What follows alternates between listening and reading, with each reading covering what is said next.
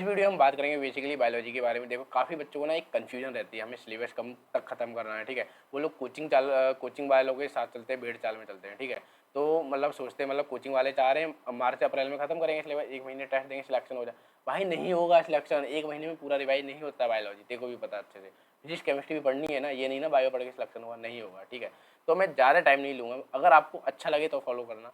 अगर आपने ये फॉलो कर दिया ना तो गारंटी लेता हूँ आपके 340 से लेकर 350 नंबर पक्के हैं बायोलॉजी में, ठीक है। एनसीईआरटी बताऊंगा, ज़्यादा नहीं बताऊंगा, एक टाइम टेबल सा है थोड़ा। अगर आपको दिक्कत कहीं आ रही है तो आप वीडियो देख लेना, ना आए तो कोई दिक्कत नहीं, आप स्किप भी कर सकते हो, ठीक है। पहली बात, hello everyone, my name is Aman Singh, second professional MBBS student, ठीक है। पहली बात, आपको कैसे भी जो करना है वो अगस्त सितंबर अक्टूबर मतलब 2.5 महीने में कैसे भी आपको 12th का सिलेबस खत्म करना है, अनटिल अनलेस कुछ भी दिक्कत ना हो तब तक, ठीक है। किसी भी हालात में, चाहे कोचिंग में कुछ भी चल रहा हो, उससे कुछ फ़र्क नहीं पड़ना है, सिलेक्शन तेको लेना है भाई। तो तेको सिलेबस ख़त्म करना ही पड़ेगा अगर सिलेक्शन लेना है, ठीक है। फिर इधर अक्टूबर नवंबर दिसंबर मतलब 15 दिन इधर दे दो, 15 दिन इधर दे दो, ठीक है। 11th खत्म हो जानी चाहिए 2.5 महीने में, थोड़ा 11th बढ़ी है तो आप इसको 15 दिन और दे सकते हो, जनवरी तक ले सकते हो, एंड जनवरी में खत्म कर सकते हो कैसे भी करके, ठीक है। और इसमें कम से कम देखो मिनिमम टाइम में आप मैक्सिमम स्कोर कर सकते हो, बायोलॉजी ऐसा सब्जेक्ट है, आपको पता ही है, ठीक है। अब जैसा कि आप लोगों को पता है हमारा बायोलॉजी क्या होता है, रट्टाफिकेशन वाले काफ़ी चैप्टर होते हैं, ठीक है। रट्टाफिकेशन और कुछ कंसेप्चुअल भी होते हैं, ठीक है। रट्टाफिकेशन आप किस किस को मार सकते हो, एनिमल किंगडम, जितने आप सारे एग्जाम्पल याद करोगे, जितने पॉरीफेरा हैं, ठीक है, चाहे वो सिलेंट्रेटा हैं, जितने भी किंगडम फाइलम है वो आपको उसके एग्जाम्पल याद करने ही पड़ेंगे, ठीक है। तभी वो रट्टाफिकेशन ही बोलते हैं, ठीक है। मॉर्फोलॉजी के जितने भी सिस्टम है, चाहे रूट के हों, चाहे स्टेम के हों, चाहे लीव के हों, चाहे, ठीक है, वो लास्ट में वो इन्फ्लोरेंस भी है, ठीक है। और मिनरल में माइक्रो और मैक्रो है, ठीक है। और लास्ट में जो हमारे न्यूट्रिएंट साइकिल है वो भी इंपॉर्टेंट है, वहाँ भी बैक्टीरिया आते हैं, सूडोमोनास वगैरह, ठीक है। वो भी रट्टाफिकेशन बोलते हैं। और ये माइक्रोब्स, उधर भी बैक्टीरिया ही हैं सारे। और ये फुल इकोलॉजी, और यहाँ पर एक चैप्टर नहीं लिखा मैंने, फूड स्ट्रेटजी इन्हेंसमेंट, वहाँ वही प्लांट वाले में काफ़ी रट्टाफिकेशन है, ठीक है। और कंसेप्चुअल है जेनेटिक और प्लांट फिजियोलॉजी। अब लोग समझेंगे, देखो जेनेटिक क्यों कंसेप्चुअल है, आपको बताइए। जेनेटिक एक तो काफ़ी लेंथी है, तो जब तक आप किसी से देखोगे नहीं पता नहीं चलेगा, नोट्स बनाने होंगे इसके। प्लांट फिजियोलॉजी का कैसे क्या पढ़ना है इसका मैं आपको डिटेल में बता रहा हूँ आगे, ठीक है, सुनते रहना। इसके लिए अगर आपको बायोलॉजी में अगर आपको 340 प्लस लेके आना है तो आपको 5 से 6 पॉइंट है वो आपको माइंड में सेट करके रखने हैं और डेली रिवाइज करने वो 5 पॉइंट। क्या करना है आपको, पहला पॉइंट है, कोई सा भी चैप्टर हो, एनी चैप्टर हो, चाहे वो रिप्रोडक्शन हो, मॉर्फोलॉजी हो, एनी चैप्टर हो, आपको एक बार चैप्टर किसी टीचर से देखना ही है, चाहे बेशक आप वन शॉट देखो, ठीक हो, क्या देखो, इससे आपको क्या पता लगेगा। अगर आप एक लेक्चर देखोगे, मतलब वन शॉट भी देख लो, उससे आपको पता लगेगा हाईलाइट पॉइंट, कौन से पॉइंट इंपॉर्टेंट है, कौन से हमें ज़्यादा इंपॉर्टेंस देनी है। अब मान के चलो बायोमॉलिक्यूल है, बायोमॉलिक्यूल में इतना बड़ा है, वो हर चीज़ नहीं इंपॉर्टेंट है यार, उसमें उसमें काफ़ी पार्ट स्किप कर सकते हैं, जो इंपॉर्टेंट पॉइंट है उसी को ही पकड़ के चलना है, ठीक है। ऐसे ही आप हर चैप्टर को एक बार लेक्चर देखना ही देखना है, फिर हाईलाइट पॉइंट कर लो, ठीक है। फिर आपको क्या करना है, हमारे कुछ चैप्टर हैं जैसे मैंने आपको बोला था कंसेप्चुअल है, ठीक है। तो उसके लिए हमें क्या करना है, नोट मेकिंग बनानी है, ठीक है, सम चैप्टर की। कौन कौन से, जैसे हमारे प्लांट फिजियोलॉजी है, प्लांट फिजियोलॉजी में क्या बनानी है, जैसे मैंने बोला था, अभी डिटेल में बताऊंगा। प्लांट फिजियोलॉजी में देखो पहला चैप्टर है कौन सा है, ट्रांसपोर्ट इन प्लांट है, फोटोसिंथेसिस है, माइक्रो एलिमेंट है, और ट्रांसपोर्ट रेस्पिरेशन है, ठीक है।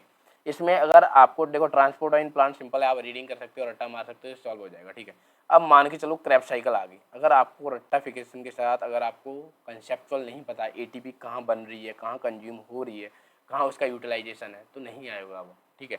अब इलेक्ट्रॉन ट्रांसपोर्ट चेन है, ठीक है, C3 साइकिल है, C4 साइकिल है, और वहाँ पर काफ़ी कंसेप्ट वाली चीज़ है, ठीक है, वो आपको कंसेप्ट समझना ही पड़ेगा, जब तक कंसेप्ट नहीं समझोगे। अब वो ले लो नाइट्रोजन साइकिल वाली ले लो, वहाँ पर अमोनिया वाला है, जब आपको नहीं पता होगा एक नाइट्रोजन कितनी अमोनिया बना रहा है, कितनी एटीपी बना कंज्यूम कर रहा है, तो आपको अगर मान लो 53 अमोनिया आ गया तो कैसे निकाल पाओगे, तो कंसेप्ट समझना पड़ेगा। तो उसके लिए आप कुछ चैप्टरों के नोट्स बनाओ, तो आप प्लांट फिजियोलॉजी के अच्छे से नोट्स बनाओ। और मैं आपको एक टीचर सजेस्ट कर रहा हूँ, मैं कोई प्रमोशन वगैरह नहीं कर रहा हूँ, ठीक है। अगर अच्छा लगे तो ठीक है, नहीं अच्छा लगे आपकी मर्जी है, ठीक है। यूट्यूब पर फ्री पढ़ाते हैं, क्या नाम है उनका, ऋतु रत्तेवाल मैम, ठीक है, उनसे मैंने खुद पढ़ाया था, ठीक है, काफ़ी एक नंबर है, लेक्चर बड़े बड़े हैं पर धांसू है, आपको समझ आ जाएगा, ठीक है। ऊपर से ये जेनेटिक है, जिससे आपको अच्छा लगे उससे पढ़ो। ह्यूमन फिजियोलॉजी आप एक बार वन शॉट देख लो, और बाकी कुछ चैप्टरों में आपको डीप जानने की ज़रूरत है। और बायोटेक्नोलॉजी तो आप अच्छे से करोगे, ठीक है। और बाकी के जितने भी चैप्टर हैं आप क्या कर सकते हैं, वन टाइम लेक्चर देखो और मल्टीपल रिवीजन करो बार बार। एनसीईआरटी का सिलेक्शन आपको एक ही चीज़ दिलाएगा, या फिर 350 नंबर एक ही चीज़ लाएगा, एनसीईआरटी, क्योंकि अब उसमें आने लगे हैं असेसन रीजन, तो आप पहली बार पढ़ोगे समझ नहीं आएगा, दूसरी बार कुछ नया मिलेगा, तीसरी बार कुछ और नया मिलेगा, पांचवी बार कुछ और नया मिलेगा। जब भी आप एनसीईआरटी पढ़ोगे ना, वो एक मैजिक बॉक्स है, कुछ ना कुछ नया मिलता ही मिलता है। तो असेसन रीजन के लिए सॉल्व करने के लिए मल्टीपल टाइम पढ़ो और अगेन एंड अगेन पढ़ो, जितना हो सके उतना पढ़ लो। 20 से 25 बार तो अच्छे से पढ़ो, क्योंकि मैंने खुद ही पढ़ी थी 20 से 25 बार, ठीक है। और करने के बाद क्या, करने के बाद ये मतलब एनसीईआरटी पढ़ने के बाद पीवाईक्यू लगाओ पिछले 10 ईयर के, ठीक है। 10 ईयर लगाने के बाद नए क्वेश्चन प्रैक्टिस करो, क्योंकि देखो नए क्वेश्चन आएंगे ना, तो नए क्वेश्चन आप जितने भी प्रैक्टिस करोगे माइंड में चैप्टर सेट होगा, चैप्टर सेट होगा तो आपको रिकैप्चुलेट करने में ज़्यादा दिक्कत नहीं होगी, ठीक है। तो उससे जब आप न्यू क्वेश्चन लगाओ तो उसको आपको वीकनेस भी पता लगेगी, आपके कौन से वीक पॉइंट है। मान लो कोई सा चैप्टर है आपसे वो वाला सॉल्व नहीं हुआ, तो आप उस वाले चैप्टर को एनसीईआरटी को जाओ, दोबारा रेफर करो और दोबारा पढ़ो। दोबारा पढ़ोगे तो आपको कुछ नया मिलेगा और देखो वो क्यों गलत हुआ है, ठीक है। उस पर वीकनेस क्यों हुआ है तो उसको वीकनेस को दूर करने की कोशिश करो, ठीक है। वीकनेस के बाद, और ये इंपॉर्टेंट चीज़ तो है ही है, रेगुलर टेस्ट यार। देखो जो वीक में 2 टेस्ट मैंने बताए थे पिछले वीडियो में, वो तो बताए थे। अब बायोलॉजी की एक अलग से रेगुलर टेस्ट दो, ठीक है। 360 है तो उसमें से 300 लाने की कोशिश करो। अगर आउट ऑफ एनसीईआरटी है तो 300 तो ला ही सकते हो, 280 लेके आओ।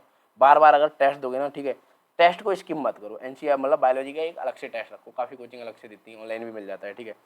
चाहे आपका सिलेबस कंप्लीट हो या ना हो, टेस्ट से पहले मान लो टेस्ट में आपके 5 चैप्टर आ रहे हैं और आपके सिर्फ 2 चैप्टर कवर हुए, तो आप सोचोगे 3 चैप्टर, भाई चैप्टर कभी किसी के कवर नहीं होते। सिलेबस आपका नीट से ना 2 दिन पहले भी आपसे पूछेंगे ना सिलेबस कवर है, आप बोलोगे नहीं है, बिग नो बोलोगे, तो सिलेबस किसी का कंप्लीट नहीं होता।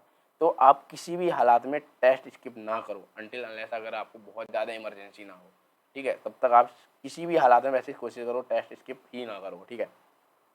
और लास्ट पॉइंट वही है, आप रिवीजन करो बार बार। एनसीईआरटी एक ही चीज़ है, जितनी बार आप एनसीईआरटी पढ़ोगे न्यू कंसेप्ट मिलेगा, अच्छी चीज़ मिलेगी, वो माइंड में सेट होगा, ठीक है। और रेक्टाफिकेशन वाले मल्टीपल रिवीजन करो, क्योंकि देखो प्लांट किंगडम है, मॉर्फोलॉजी है, बार बार पढ़ोगे तभी माइंड में सेट रहेगा। वो ह्यूमन नेचर हर एक कोई भूल ही जाता है, तो आप भी भूलोगे, मैं भी भूलता था, ठीक है। तो लास्ट में थैंक यू है। अगर आपको कोई और भी डाउट हो, चाहे बायोलॉजी को कंसेप्ट हो, ऐसे मैंने आप लोगों को बोला भी था, जैसे मैं फिजिक्स की ट्रिक्स लेके आऊँगा, ऐसे में बायोलॉजी की भी काफ़ी ट्रिक्स हैं। तो मैं कोशिश करूँगा जल्दी तो शॉर्ट्स वीडियो लेके आऊँगा, 10 मिनट या 15 मिनट की लाया करूँगा, उसमें एक कंसेप्ट हुआ करेगा, ठीक है। अब जैसे लोगों को क्रैप साइकिल याद नहीं होती, ठीक है, तो मैंने याद कर रखा है समोसा की लिए। लोगों को C3 साइकिल याद नहीं होती, C4 इलेक्ट्रॉन ट्रांसपोर्ट। एक मैं बच्चों की फॉर्म में ईजीएस्ट वे में बताऊँगा, ताकि आप जल्दी से याद करो पाओ, ठीक है। ठीक है, और बाकी का कोई भी और डाउट हो तो बताना। बाकी आप एनसीईआरटी फॉलो करो यार, हर चीज़ आप आजकल अवेलेबल है यूट्यूब पर, उसे अच्छे कामों के लिए यूज़ करो, ठीक है। और बाकी का कोई डाउट हो कमेंट डाउन में पूछ सकते हो, इंस्टाग्राम पे मैसेज कर सकते हो, ठीक है। मिलते हैं हम नेक्स्ट वीडियो में, तब तक के लिए जय हिंद जय भारत, थैंक यू।